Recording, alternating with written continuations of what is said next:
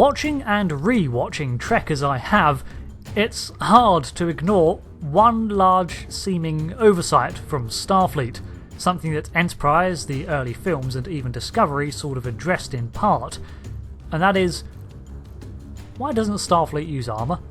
There are many species encountered by Starfleet that wear suits of armour to protect themselves.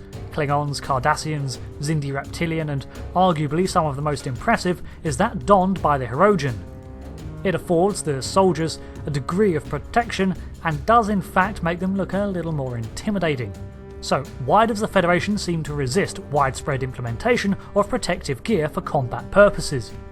This is mostly speculation here, but I'd have to say, as Starfleet is not primarily a military organisation, they have ranks, weapons and a structure that strongly resembles the military, but the organisation is supposedly one of peaceful exploration that places combat engagement at the bottom of the list when encountering a new species, even a potentially dangerous one.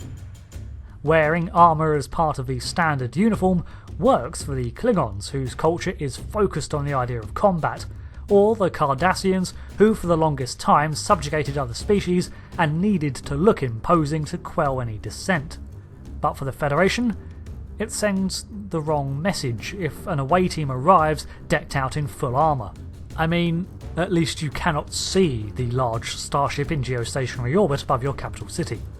Another reason is that, where possible, Starfleet tries not to operate in ground engagements. Starfleet Academy training includes phaser training and squad-based movements, but overall Starfleet operates in, space. Ship-to-ship combat is something far more in the Federation's ballpark, so it could be that armour was just something of a low priority for the organisation. Yet they do have ground missions and away teams for reasons other than diplomacy, and during even the height of the Dominion War, Starfleet never equipped any of its soldiers on the front with protective gear. They redesigned the uniforms, making them of tougher material and a darker colour scheme to better resist wear, and they also reduced the bright division colours to make it harder to spot in their forces, but still no actual armour. So this leads me to Theory 2. Or 3. Perhaps armour just doesn't help. We've seen many Klingons stunned and Jem'Hadar downed by Federation phaser weaponry in numerous conflicts, and these guys were wearing suits that were much tougher than the replicated Xenolon of Starfleet uniforms. Equally, let's take the standard disruptor of any flavour. A disruptor on its highest settings disrupts the atomic bonds of a molecule, causing the struck matter to disintegrate rapidly. Whatever is hit by it falls apart, often explosively or painfully. It's quite possible that there's just no preventing this kind of damaging effect without energy shielding, and personalised shields is a whole nother set of issues, mostly power related. Some materials, such as neutronium, are resistant to many energy weapons, however it is exceedingly rare, and considering it is forged in the cores of neutron stars, or similar pressures, it's unbelievably dense and probably far too heavy to wear. Polarising the hull of a starship has proven to be a viable way of diffracting energies to prevent damage somewhat, but again, outfitting a person in armour and then running a sci-fi current through it doesn't sound safe, and this was only partially effective anyway. The hazard suits, seen in the game Star Trek Elite Force, were created by the crew of the USS Voyager and included nanites that could repair and replenish a layer of ceramic ablative armour, but that required a power source and was from a pretty cool game, but nonetheless an extra canonical source. So who knows if the Federation has the resources to widely make something like this. So in the shows, what is it that we've seen Starfleet use? Well, to begin with, before Starfleet, operating in any military capacity, and before the formation of the Federation, the United Earth had the Military Assault Command operations, and these guys wore sturdier protective uniforms that at most may have had armour pockets like a flak jacket, but even these guys didn't bother with any full-on protective gear. In Star Trek Discovery, we frequently see these vests worn by the crew on away missions into dangerous territory, with the idea that these would provide some form of added protection against their Klingons.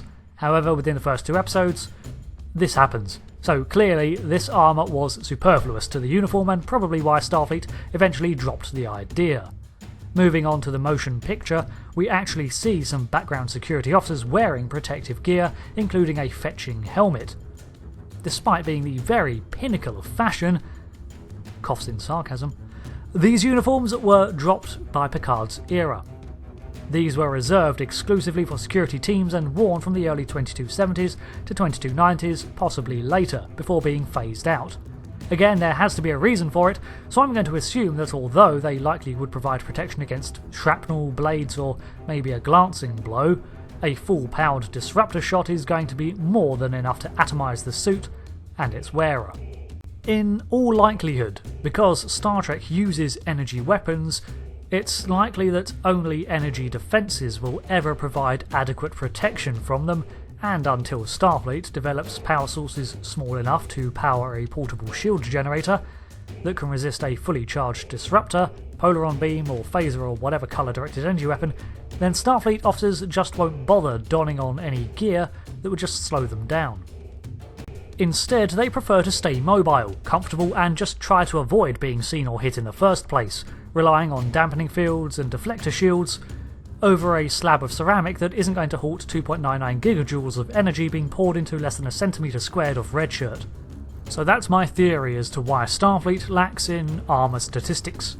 There may be specialised suits out there in books, but we never see much on screen from Starfleet, and I honestly cannot think of another lore reason why they wouldn't invest in at least some limited protection, when I'm sure they have the technology to whip up something. Until the next video, thanks for watching. I'm Rick and I'll see you next time. Goodbye.